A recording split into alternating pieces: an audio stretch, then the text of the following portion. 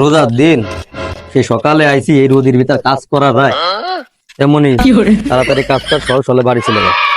আব্বা, একটা কথা কবার চাইছিলাম তোমারে। তা কি মনে হরবানে? ক কি কবি ক। শীতও চলে গেল, গরমও পড়লো, সামনে আবার বৃষ্টি বাদলের দিন। তা আমার ব্যবস্থা তো করলে না।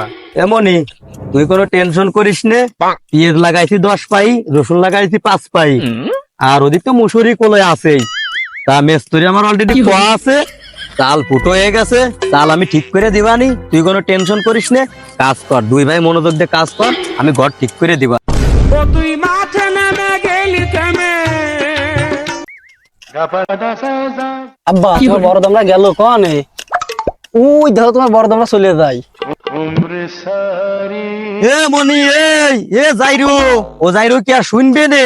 ও যাইরো কি যাতা যাইরো, ওই সামনের দিক ওই যে গার বাদায় যাচ্ছে তো যাচ্ছে। যা যাইরো, আসতেছি বাড়ি।